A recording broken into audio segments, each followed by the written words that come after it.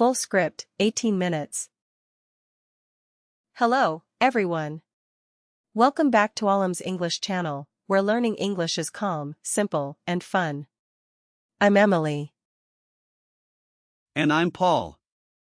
So great to see you all again. Today, we're starting an exciting new series, part 1 of our World Cup mini-series. Yes. The FIFA World Cup is the biggest sports event in the world. Billions of people watch it. And it's full of beautiful English vocabulary, perfect for English learners. In today's part 1, we will cover the basics. What the World Cup is, how it works, the pitch, the positions, the stages of the tournament, and the most important matchday vocabulary. A packed lesson. Let's get started. First, the basics. Emily, what is the World Cup? The World Cup, also called the FIFA World Cup, is the biggest football tournament in the world. It happens every 4 years. Listeners, pay attention. 2 key words, FIFA and tournament.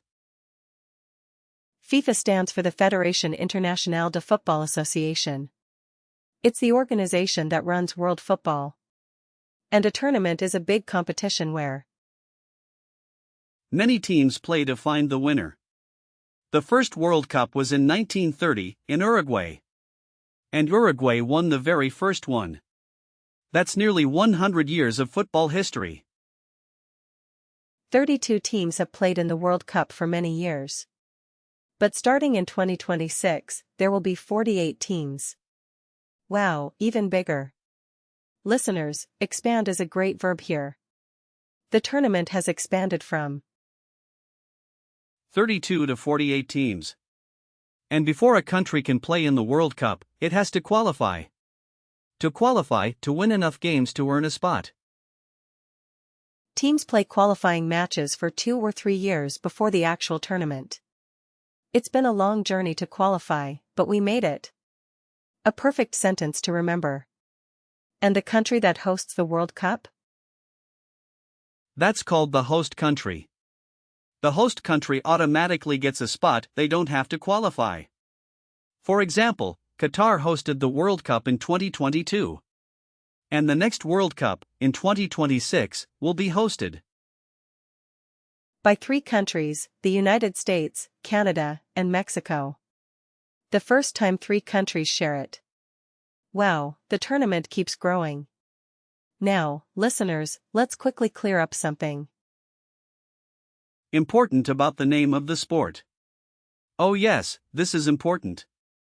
In the United States, people say soccer. In the United Kingdom, in most of Europe, in South America, in Asia, and in Africa, people say football. It's the same sport, just 2 different names. So in this video, sometimes we will say football, and sometimes soccer. Both are correct. Don't be confused by it. It's just a small cultural difference. A small but useful note. Now, let's go to the pitch. Yes, let's talk about the pitch and the positions. Listeners, the pitch is the grass area where football is played. In American English, you might also hear it called the field. Both are correct. At the 2 ends of the pitch, there are 2 goals. Each goal has a net behind it. The center circle is the small circle in the middle of the pitch, where the game starts. The penalty area or the box, the big area around the goal where the goalkeeper can use their hands. The penalty spot, a small white dot inside the penalty area. Used for penalty kicks. And the corner flag, a small flag in each corner of the pitch. A great mini-map of the pitch. Now, the players. Each team has 11 players on the pitch. They play different positions. Goalkeeper, the only player who can use their hands. Their job is to stop the ball from going into the goal. Defenders, they play near their own goal. Their job is to stop the other team from scoring. Midfielders, they play in the middle of the pitch. They help with both defense and attack. Forwards or strikers, they play near the Other team's goal. Their job is to score goals. And the most important player off the pitch? The coach, also called the manager, who decides the team's tactics and chooses the players. Also on the pitch, the referee, the person who controls the game and makes the rules. The referee uses a whistle and shows cards when a player breaks the rules. A yellow card is a warning. A red card means the player must leave the game immediately. 2 yellow cards equal 1 red card. A useful football rule. Now, listeners, let's talk about the structure of the World Cup tournament. This part is so exciting. The tournament has 2 main stages, the group stage and the knockout stage. Let's start with the group stage. In the group stage, the teams are divided into groups, Group A, Group B, Group C, and so on. Each group has 4 teams, and each team plays the other 3 teams in their group. After all the group games, the top 2 teams from each group go to the next stage. The other 2 teams are eliminated and go home. Eliminated, a sad but very common World Cup word. Now, the knockout stage. In the knockout stage, if you lose, you go home. One mistake and your tournament is over. That's why these games are so intense. The first round of the knockouts is called the round of 16, because 16 teams are still playing. Then comes the quarterfinals, when 8 teams are left. Then the semifinals, when only 4 teams remain. And finally, the 2 best teams play in the final. Also, there is a small game between the 2.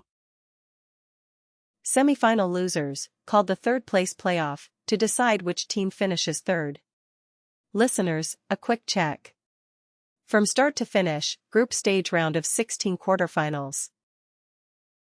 Semifinals, third-place playoff final. 6 stages of pure football drama. And the winning team lifts the World Cup trophy, the most famous golden cup in all of sports. Listeners, if you are enjoying this lesson, please like the video, subscribe to Olym's English channel, and share it with a friend who loves football. And please tell us in the comments, which country do you support in the World Cup? Quick update for our community, our Olym's English Telegram group is now open. Members talk about the World Cup, share match predictions, and meet learners from around the world. The Olym's English AI is also there, so you can practice football conversations anytime, day or night. The link is in the description of this video. Now, let's get into the most fun part, match day. Yes. Let's learn the most important match day vocabulary. A football match lasts 90 minutes, divided into 2 halves of 45 minutes each. Between the 2 halves, there is a short break called halftime, usually 15 minutes. The match begins with the kickoff, when one team kicks the ball to start the game. Kickoff is at 8 p.m., a very common phrase. At the end of the second half, the referee blows the whistle for full time, meaning the match is over. But sometimes, the score is tied at full time, and the game must continue. In a knockout game, if the score is tied, we go to extra time, 2 more periods of 15 minutes. And if the score is still tied after extra time? Then we go to the most exciting moment in football, the penalty shootout. In a penalty shootout, each team takes 5 penalty kicks from the penalty spot. The team that scores more wins. The pressure is unbelievable. Now, let's learn the most important match actions. Pass, to kick the ball to a teammate. Shoot, to kick the ball toward the goal. Save, when the goalkeeper stops the ball. Score a goal, to put the ball into the net. Tackle, to take the ball from another player. Foul, when a player breaks a rule. Free kick, when the referee gives the ball to the other team after a foul. Corner kick, when the ball goes out behind the goal line, off the defending team. Offside, when an attacking player is in the wrong position. A complicated rule, even for fans. Laughter, yes, offside is the most debated word in football. And the most exciting word of all? Goal. Often shouted very loudly.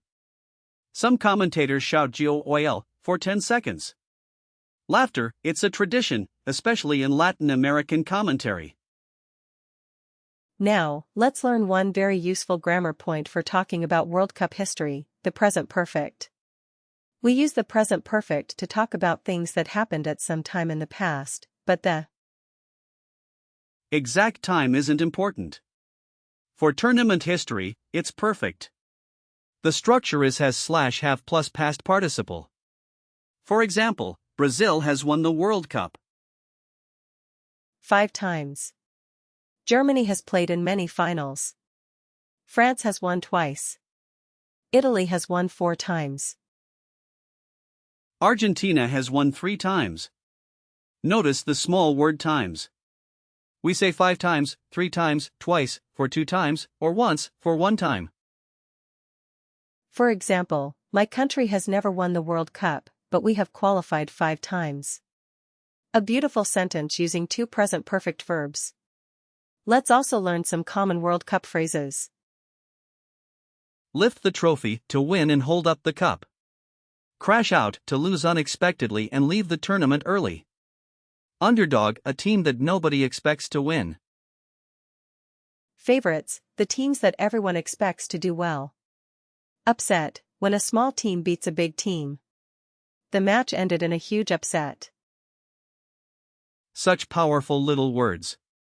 Now, friends, let's look at 3 short, real-life World Cup situations. First, watching the opening match. The opening match of the World Cup is tonight. I'm going to watch it with my friends. We're going to order pizza and cheer for our team. A perfect going to sentence, plans for tonight. Next, describing a famous game. In the 2014 World Cup, Germany beat Brazil 7-1 in the semifinals. It was one of the biggest upsets in football history. Beat is irregular, from beat. Today I beat, yesterday I beat. Same form. Last, supporting your team in a tough moment. We have lost 2 games already. If we don't win the next one, we will be eliminated. Come on, team, let's win. A first conditional sentence and a great pep talk. So, friends, here is your homework. Write 5 World Cup sentences using these structures. My favorite team is underscore underscore underscore underscore dot. Underscore underscore underscore underscore has won the World Cup underscore underscore underscore underscore times.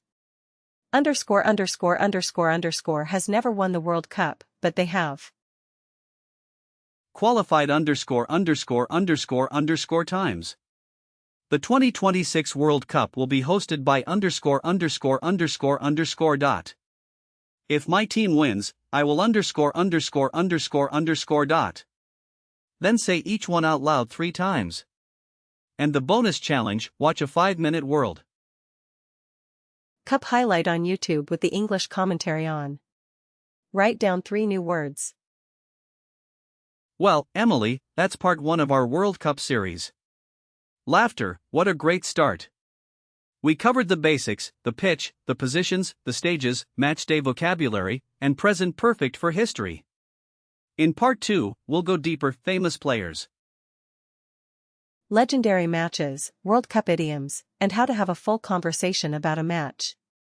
And maybe part 3 will cover the Women's World Cup, fans, and stadium culture. Let us know what you want.